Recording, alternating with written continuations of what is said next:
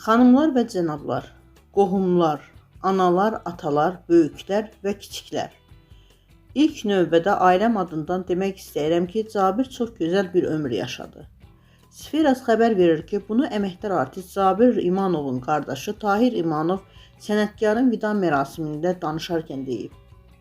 O, qayğıkeş Şuşalı və Şuşasız günlərdə də hər zaman nümunəvi insan oldu. Həyatının mənası idi. Haqqında pis sözlər danışmaq istəyən qüvvələrə baxmayaraq, Cabir hər kəsin tanıdığı nümunəvi vətəndaş, ata, oğul və nəvə idi. Mən ondan yaşca böyük olsam da çox şey öyrəndim. Cabir dövlət tərəfindən təltif edilmiş sənətinə və peşəsinə dəyər qatan bir insan idi.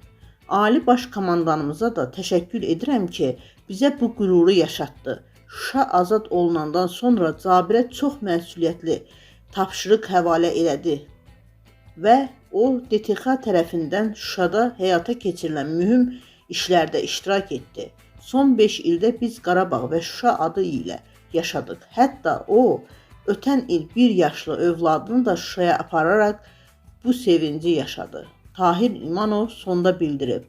Mən indi qardaşsız qaldım, yetim qaldım.